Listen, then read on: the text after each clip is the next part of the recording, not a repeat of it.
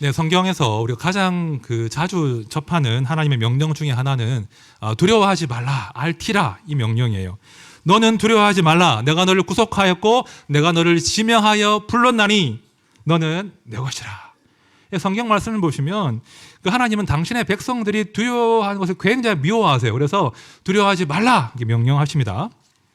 하지만 동시에 성경은 당신의 백성들에게, 성도들에게 두려워하라고 또 명령하십니다. 자, 누구를 두려워하라고 하십니까? 여호와 하나님을 두려워하라고 하시는 거예요. 여호와를 경외하는 것이 지혜의 근본이요. 그죠? 일의 결국을 다 들었으니 하나님을 경외하고 그의 명령들을 지킬지어다. 그러니까 성경을 보면 두려움에 대한 두 가지 명령이 상호 모순되는 듯 보이나 등장해요. 첫 번째는 두려워하지 말라. 내가 너를 그 모든 두려움과 불안에서 해방할 것이다. 성도는 그 두려움 가운데 빠질 수 없는 존재예요. 하지만 동시에 하나님께서는 단 하나의 두려움을 요청하시는 거예요. 너희는 하나님을 두려워하라. 하나님을 경외하라. 그리고 성도는 두려워하지 않는 존재임과 동시에 하나님을 두려워하도록 부름받은 그런 존재이다. 이걸 우리가 꼭 기억하고 살아야 돼요. 안타까운 것은 성도가 이 두려움이라는 이 주제에서 혼동할 때가 참 많다는 거예요. 우리가 정작 두려워할 그 하나님은 대충 두려워하고 살짝만 두려워하고 하나님 아닌 다른 것들 때문에 불안해하고 두려워하고 조급해하고 짜증을 낼 때가 너무나 많다는 겁니다. 제가 요즘에 가까이 두고 읽는 책이 하나 있는데요. 마이클 립스 목사님이 쓰신 떨며 즐거워하다 그런 책이 있습니다. 아주 재밌는 책인데요. 제가 한 대목을 읽어볼게요. 오늘날 우리가 겪는 도덕적 혼란과 전반적으로 심화된 불안의 상태는 모두 우리 문화가 두려움에 합당한 대상이 되시는 하나님을 잃어버렸기 때문에 생겨난 불행의 결과다. 이렇게 이야기해요. 그죠? 하나님을 잃어버렸기 때문에 그분에 대한 두려움을 상실한 결과로 이 땅에 전반적으로 불안과 두려움이 심화되었다. 그런 진단을 하고 있는 것입니다. 자, 오늘 한 해 마지막 날입니다. 우리가 마지막 날 뭐 해야 되겠습니까? 그 떠오른 태양 보러 저기 정동진 가야 되겠습니까? 아니에요. 가시는 분은 제가 정죄하는 건 아닙니다. 우리가 한 해 마지막 날 뭐 해야 되겠습니까?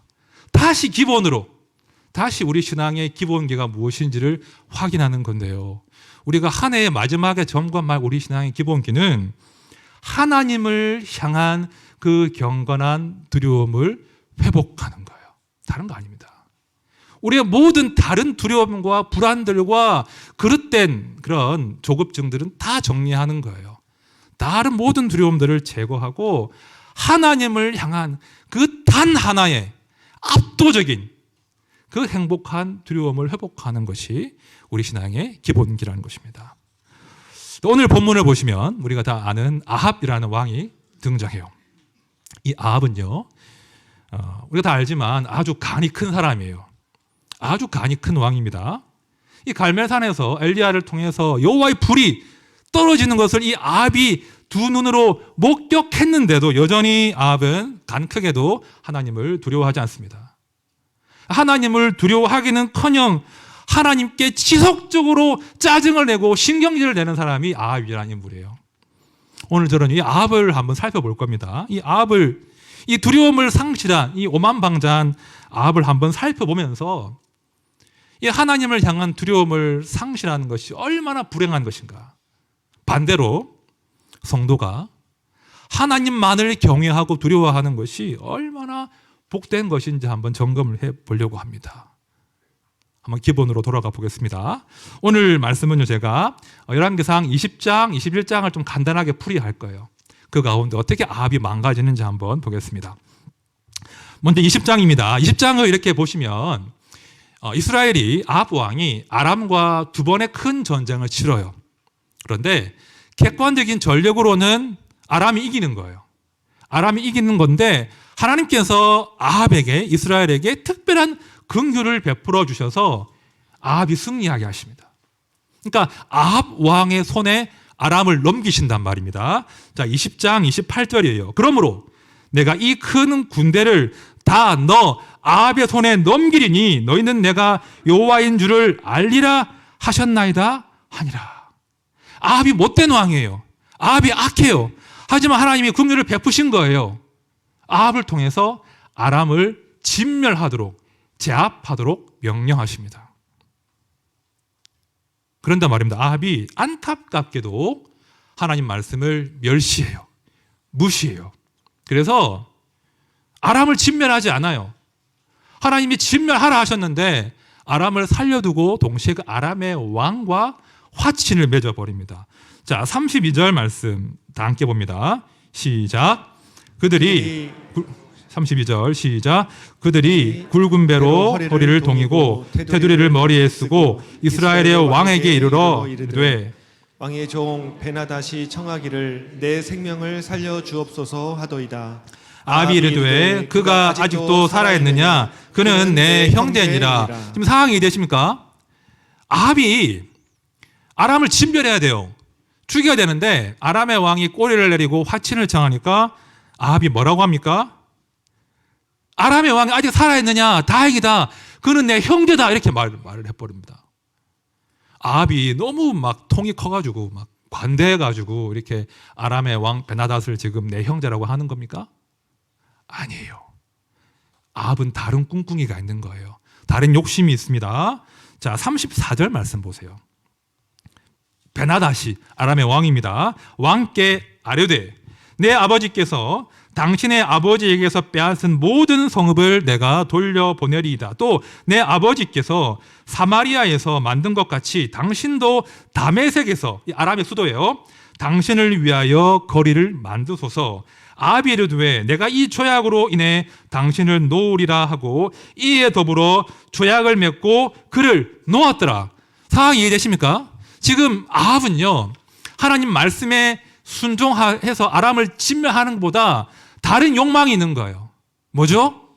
내가 아람 왕을 살려두고 아람과 화친을 하게 되면 얻게 될 뇌물과 얻게 될 새로운 명성과 얻게 될 경제적인 이득을 지금 따져보는 거예요. 내가 왜 아람 왕을 죽여야 되지? 아람과 화친을 맺고 내가 명예를 얻고 내가 이득을 보고 내가 뇌물을 좀 받아서 먹을 수 있겠구나. 그런 판단으로 이 아합이 아주 가볍게 하나님 말씀을 멸시하고 무시하는 거예요. 자, 그래서 하나님께서 이 못돼 먹은 아합에게 선지자를 보내어서 무섭게 경고하십니다. 자, 42절입니다. 그가 왕께 아뢰되 여호와의 말씀이 내가 멸하기로 작정한 사람을 네 손으로 놓았은즉 너의 목숨은 그의 목숨을 대신하고 너의 백성은 그의 백성을 대신하리라 하셨나이다. 하나님이 아합의 그 불순종의 오만방자함에 아주 무서운 경고를 날리십니다. 이 가벼운 경고 아니죠? 아주 무시무시한 심판 경고예요. 아합에게 지금 사망 선고하시는 거예요. 너 죽었어 이제. 너 내가 죽일 거야. 자, 그런다 말입니다. 이런 무서운 심판 경고를 받으면 마땅히 자기 옷을 찢고, 그죠? 머리를 풀고 제 위에 앉아 회개해야 되는데 아합이 그렇게 하지 않는다는 거예요. 자, 43절 말씀을 제가 세 번역으로 볼게요. 이스라엘 왕은 아합이죠. 마음이 상하여 화를 내면서 사마리아에 있는 자기의 궁으로 돌아갔다. 자, 개역 개정 보시면 어떻게 번역이 되어 있냐면 근심하고 답답하여라고 번역이 되어 있어요. 근심하고 답답하여라고 번역이 되어 있는데 잘못된 번역이에요. 정확한 번역은 마음이 상하고 화가 난 겁니다. 여러분, 아합이 왜 마음이 상하고 화가 났습니까? 누구 때문에 화가 났죠? 지금 아합이 막 신경질 내는 거거든요. 누구한테 신경질 내는 거예요? 그 선지자에게? 아니에요. 하나님에게 지금 신경질 내고 짜증내고 화가 나 있는 거예요. 하나님이 뭔데 내 앞길 막느냐고. 하나님 뭔데 나보고 이래라 저래라 하냐고. 하나님이 내 욕망에 내 소원하는 바에 장애물이 되니까, 걸림돌이 되니까 감히 아합이 오만방자하게 하나님께 짜증내고 화를 내고 있는 겁니다. 여러분, 조심하십시오. 우리가 하나님을 향한 두려움을 상실해 버리면 이렇게 막 나갈 수 있어요. 아합은요, 하나님을 두려워하지 않고 대신 내가 원하는 바를 얻지 못할까 봐 조급해하고 불안해하고 두려워하고 지금 신경질을 내고 있는 거예요. 하나님을 향한 경외를 상실하면 이렇게 마음이 완고해지고 무서운 상태가 될 수 있는 겁니다. 그러니까 열왕기상 20장은 이렇게 아합이 하나님께 신경질을 내는 장면으로 끝이 나요. 자, 그런데 말입니다. 이 아합의 신경질과 짜증은 계속 반복되고 이어집니다. 21장도 그런 동일한 장면이 나온단 말입니다. 자, 21장 1절과 2절 말씀 제가 볼게요. 그 후에, 그러니까 아합이 막 짜증이 나서 왕궁으로 돌아간 후에 이 일이 있으니라. 이스라엘 사람 나봇에게 이스라엘에 포도원이 있어 사마리아의 왕 아합의 왕궁에서 가깝더니 아합이 나봇에게 말하여 이르되 내 포도원이 내 왕궁 곁에 가까이 있으니 내게 주어 채소밭을 삼게 하라. 이 아합이요, 굉장히 어린애 같아요. 내가 원하면 다 얻어야 돼요. 가만히 보니까 왕궁에서 먹는 채소가 신선하지 않아요. 맛이 없어요. 안 되겠다. 내 왕궁 근처에다가 그 채소를 심고 가꿀 수 있는 밭을 한번 내가 조성해 봐야 되겠다. 라고 딱 보니까 적당한 땅이 있는데 그 누구 땅이에요? 나봇의 포도원인 거예요. 아, 제가 저 땅 내가 가져야 되겠다. 내가 저 포도원에 채소를 심어서 내가 싱싱하고 맛있는 채소를 먹어야 되겠다. 이런 마음이 생긴 거예요. 나봇에게 거래를 제안해요. 2절 하반절입니다. 내가 그 대신에 그보다 더 아름다운 포도원을 내게 줄 것이요 만일 내가 좋게 여기면 그 값을 돈으로 내게 주리라. 아주 그럴싸하게 긍정하는 겁니다. 그 밭을 나한테 넘기면 내가 더 좋은 밭 줄게. 그 땅 원치 않으면 내가 값을 잘 쳐줄게 라고 아합이 나봇에게 제안해요. 그런데 오늘 말씀해 보면 나봇이 이런지하에 아합의 제안을 거절해버립니다. 자, 3절 말씀 같이 보겠습니다. 시작. 나봇이 아합에게 말하되 내 조상의 유산을 왕에게 주기를 여호와께서 금하실지로다 하니. 나봇이 아주 단호해요. 거래하지 않겠다고 해요. 감히 왕의 명령과 제안을 거절해요. 그 땅을 좋은 값에 팔 수 있잖아요. 아합에게 잘 보이면 혹시 내가 출세할 수도 있잖아요. 그러나 나봇은 단호해요. 이유는 명확합니다. 왜죠? 여호와의 말씀이 금한 것이기 때문입니다. 레위기 25장 말씀 들어보십시오. 토지를 영구히 팔지 말 것은 토지는 다 내 것임이라. 너희는 거류민이요 동거하는 자로서 나와 함께 있느니라. 하나님이 토지 거래를 금지하셨거든요. 토지는 내가 너희 가족과 가문에게 준 복이야. 내가 그 토지에 복을 줄 것이고 너 토지 위에서 잘 살 거야. 하나님은 절대 토지 거래를 금하셨어요. 그러니까 나봇이 이 여호와의 말씀을 기억하고 왕의 명령이 있음에도 불구하고 말씀의 기준과 말씀의 권위에 따라서 토지 거래를 거절합니다. 나봇에게는 상상할 수 없는 일이에요. 내가 어떻게 돈 좀 벌겠다고, 내가 조금 출세하겠다고 하나님 말씀을 내가 불순종할 수 있겠나. 나봇이 말씀에 순종해요. 그래서 아합이 열받은 거예요. 아합에게는 하나님이 없잖아요. 아합은 하나님 말씀을 멸시하는 사람이거든요. 도무지 이해가 안 되는 거예요. 내가 좋은 땅 준다고 했잖아. 내가 값을 잘 쳐줄 텐데 왜 거래를 안 하겠다는 거냐. 막 속이 답답해가지고 근심하고 답답하여 왕궁으로 돌아가 버립니다.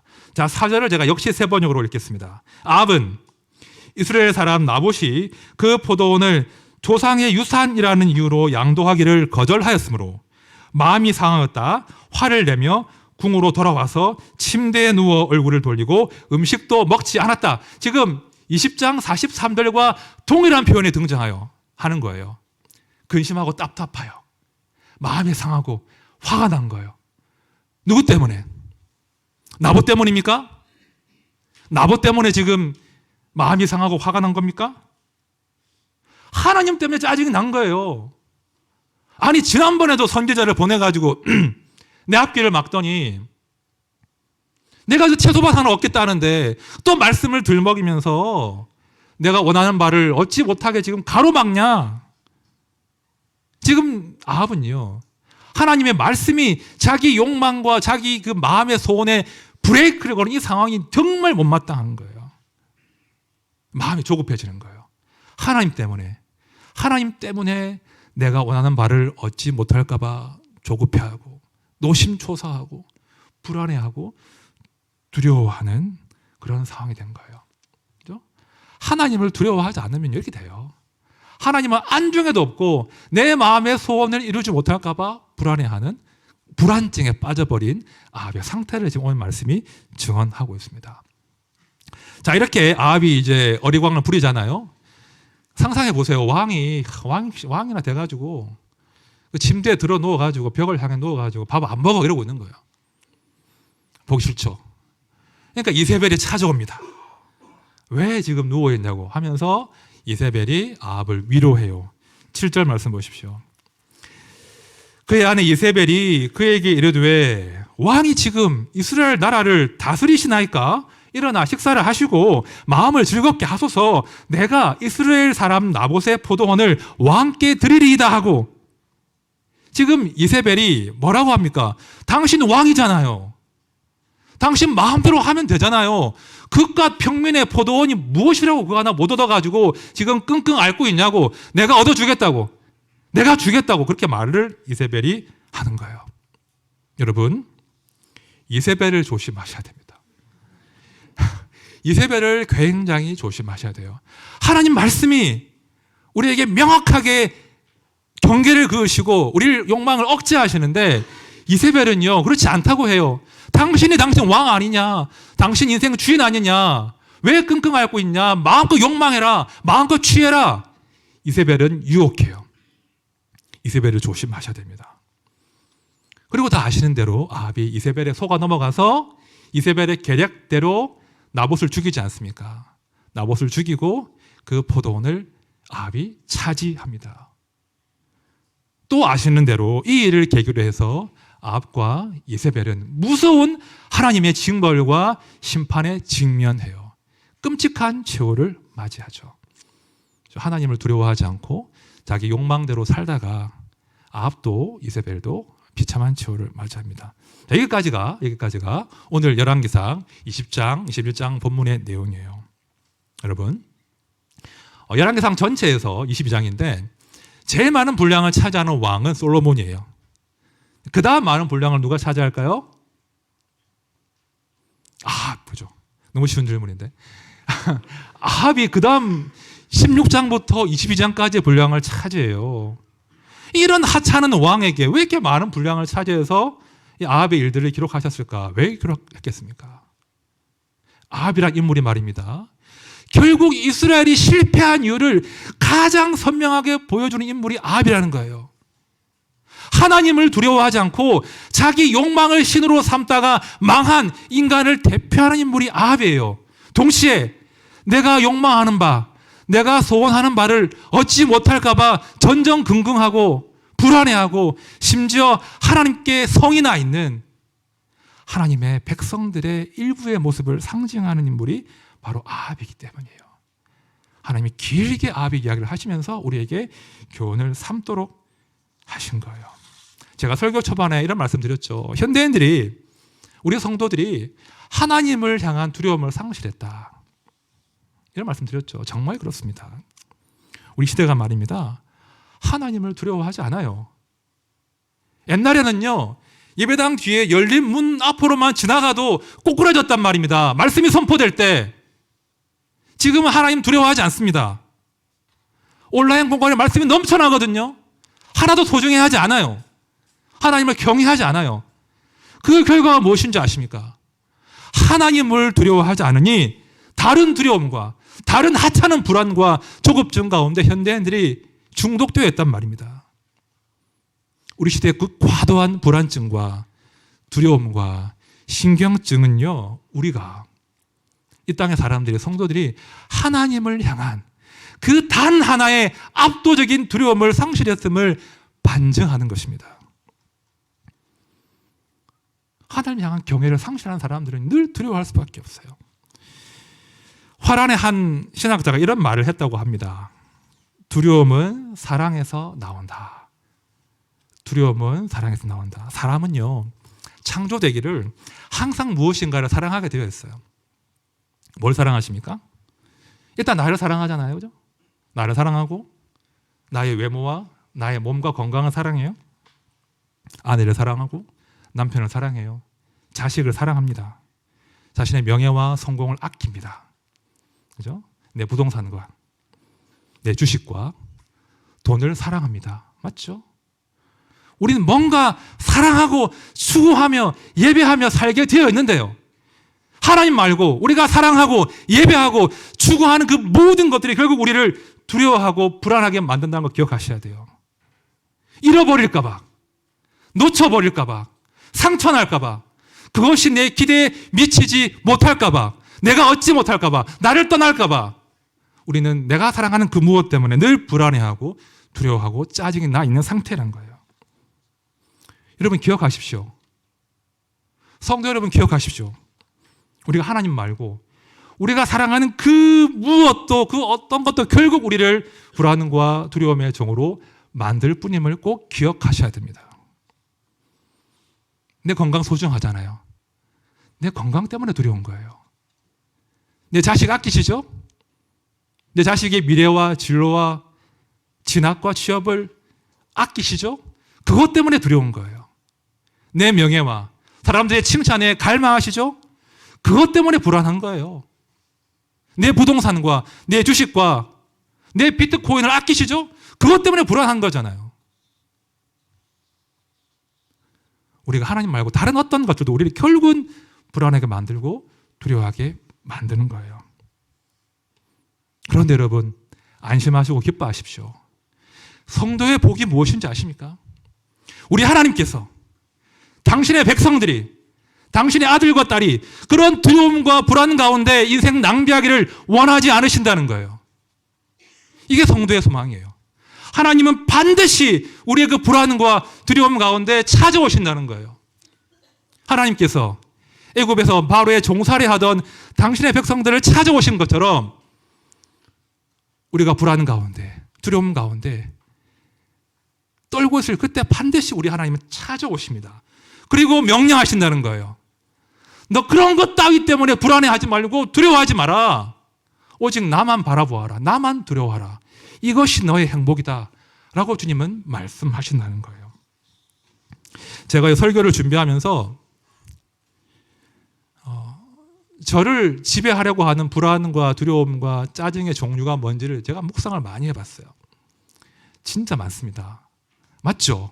여러분들을 힘들게 하고 불안해하고 두렵게 하고 얼마나 많아요. 그런데 말입니다. 제가 그 모든 불안들과 두려움들의 목록들을 다 마음으로 정리한 다음에 하나님을 묵상해 봤어요. 여호와 하나님을 묵상해 봤는데 마치 용광로 앞에 놓아둔 그 얼음 조각처럼 저의 모든 불안과 두려움들이 다 정리가 되는 거예요. 하나님은 그런 분이세요. 우리가 하나님 앞에서 하나님만을 두려워하면 우리를 지배하려고 하는 그 모든 불안과 두려움은 다 녹고 사라지는 거예요. 이것이 성도의 능력이에요. 이것이 구원의 실체입니다.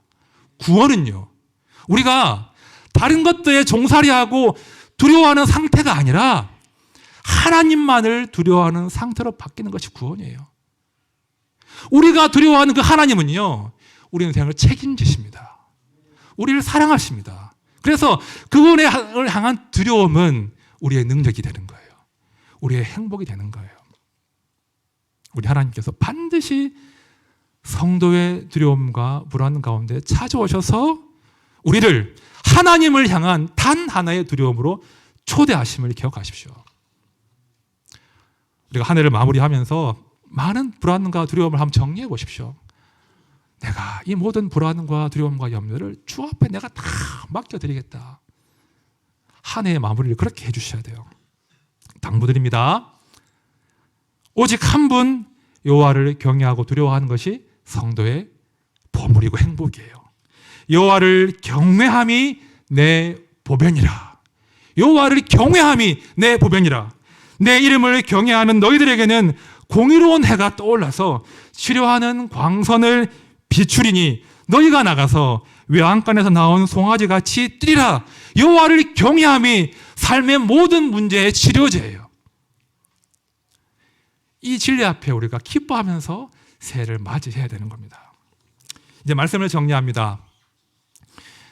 우리 시대 대표적인 그 무신론자 중 한 사람인 버틀란드 러셀이라는 사람이 한 유명한 강연이 있지 않습니까? 나는 왜 기독교인이 아닌가, 그런 강연이 유명한 강연인데, 이 사람의 주장이 이거예요. 기독교는, 종교는 두려움을 가지고 사람들을 조종해 먹으려고 한다. 기독교는 두려움으로 사람들을 조종한다. 그래서 그 기독교의 그 두려운 존재, 하나님만 제거해버리면 인간들은 자유다, 해방이다, 그런 주장을 러셀이 했습니다. 그러나 그의 주장은 지금 거짓인 것으로 판명되고 있습니다. 하나님을 몰아내었지만 이 시대는 더 무서운 두려움과 신경증과 불안 가운데 시달리고 있다는 거예요. 러셀의 말이 맞아요. 분명 기독교는 두려움을 이야기해요. 그러나 그 두려움은 우리를 올가매는, 우리를 종살이하게 만드는 두려움이 아니라 우리를 다른 모든 불안과 두려움과 종살이하는 데서 해방시키는 행복한 두려움이에요. 우리가 하나님을 경외할 때, 우리가 그 앞에 떨며 즐거워할 때, 그것이 우리의 삶을 안전한 길로 인도한다는 거예요. 우리가 새해에 이런 두려움을 갈망합시다. 하나님, 제가 다른 불안과 두려움 가운데 살지 않고 단 하나의 압도적인, 단 하나의 두려움, 하나님을 향한 이 경외와 두려움으로 살게 해주십시오. 이것이 나의 능력이 되고 나의 담대함이 되게 해주십시오. 이것이 새해 우리의 소망이 되길 바랍니다. 이제 끝으로 우리 시편 3편 말씀을 우리 각자에게 선포하면서 오늘 말씀을 정리하겠습니다. 자, 함께 선포합니다. 시작. 천만인이 나를 에워싸 진친다 하여도 나는 두려워하지 아니하리이다. 여호와여 일어나소서, 나의 하나님이여 나를 구원하소서. 주께서 나의 모든 원수의 뺨을 치시며 악인의 일을 꺾으셨나이다. 구원은 여호와께 있사오니 주의 복을 주의 백성에게 내리소서. 아멘.